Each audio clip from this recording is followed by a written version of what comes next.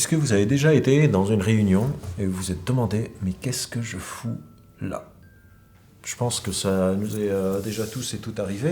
Une des plus grosses maladies qu'on a en France s'appelle la réunionite. On adore les réunions, on adore les organiser, on déteste y être, et on ne sait pas trop à quoi ça sert. Et donc on va parler un peu de la science des réunions.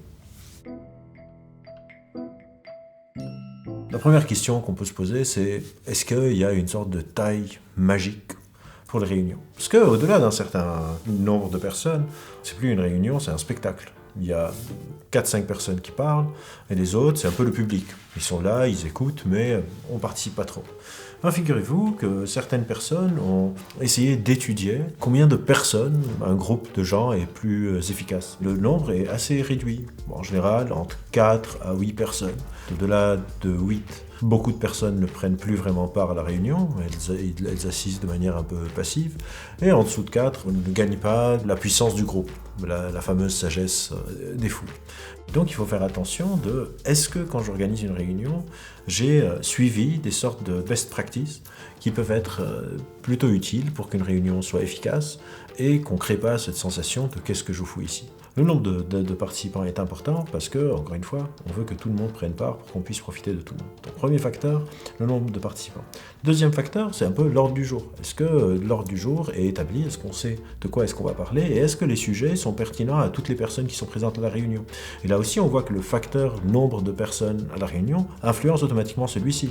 Si on est 20, l'ordre du jour va automatiquement être plus long parce qu'on veut parler de sujets qui intéressent tout le monde et donc qui intéressent moins d'autres. Et dans ce cas-là, vous n'avez plus vraiment une réunion, vous avez plusieurs réunions qui sont collées comme si c'est une sorte de réunion. Quand on va parler des commerciaux, on a les 4-5 membres du département commercial qui prêtent attention et les autres qui font rien. Quand on va parler du design du produit qu'on est en train de faire, on a peut-être les designers et peut-être les ingénieurs, mais les commerciaux sont en train de penser à autre chose, etc., etc., etc. Donc avoir un ordre du jour qui est pertinent à toutes les personnes qui sont à la réunion.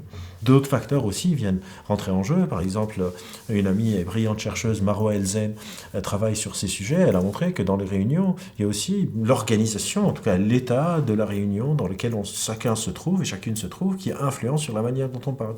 Qu'est-ce que ça veut dire l'état? C'est par exemple l'identité commune. Est-ce que je sens que j'appartiens à cette réunion, que j'ai ma pleine place là-dedans, au risque de me voir censuré? Par exemple, si je suis à une réunion avec des supérieurs hiérarchiques et qu'eux prennent la parole en premier, je vais avoir beaucoup plus de mal d'aller contrer leur opinion, alors que peut-être j'ai quelque chose d'intéressant à dire.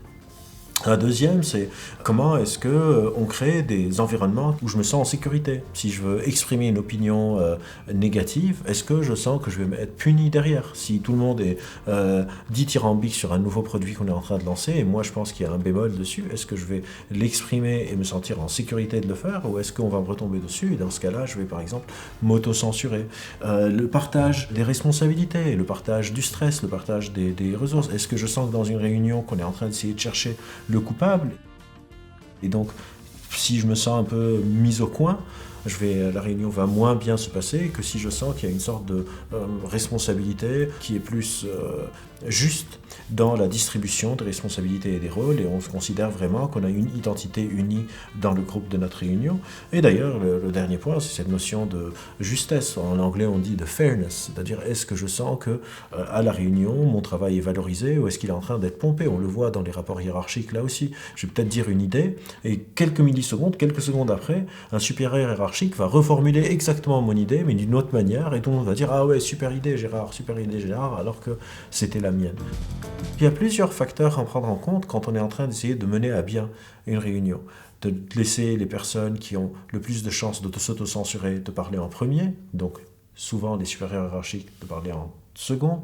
Si vous avez des groupes qui sont de grands groupes, de les découper en plus petits groupes, que chacun fasse sa réunion seul, quitte à après remettre en commun les idées de chaque groupe, mais de ne pas faire tout en même temps. Et enfin, les conséquences de qu'est-ce qui se passe si je m'exprime librement. Un des plus gros obstacles à ce qu'une réunion se passe bien, c'est justement cette autocensure. De me dire, est-ce que ça sert à quelque chose que je le dise?